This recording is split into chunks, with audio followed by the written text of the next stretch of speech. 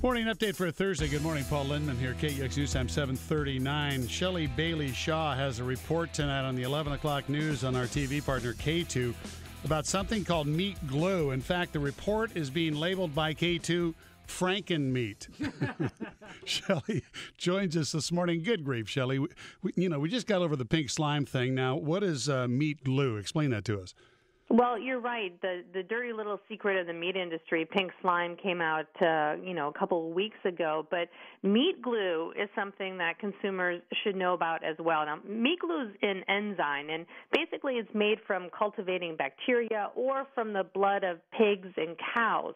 And it's literally used as glue. You glue pieces of meat together. And typically it's like the leftover cuts or the meat that's been trimmed off that would normally get thrown away. But what they do is they gather up all that meat, they coat it with this powder, this meat glue, they wrap it, refrigerate it, and then that glue coagulates. And then when it comes out the next day, it's a single cut of meat. It looks like a single piece of steak. So we might have meat glue on that steak but not know it, right?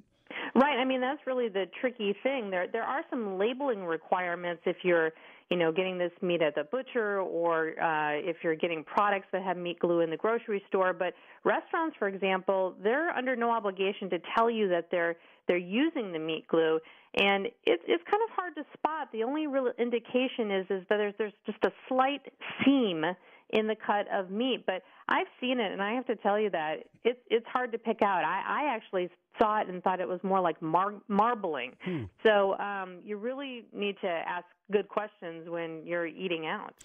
What's the downside? Are there safety risks with this stuff?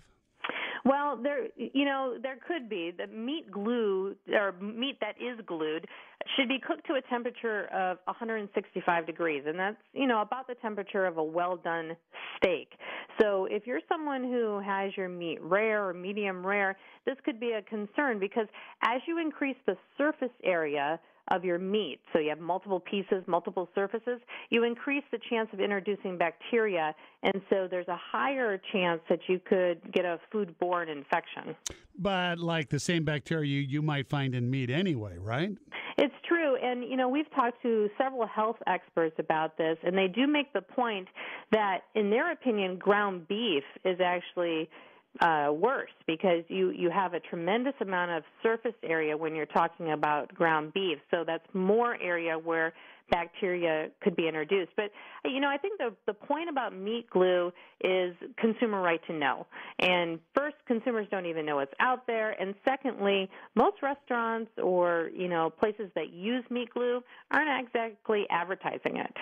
Well, Shelley, let me just make the point here. You know me well enough to know I don't care about ground beef. I'm going to continue to eat those burgers, and don't even start on sausages because I'm going to eat those too. I don't care what's in them, okay?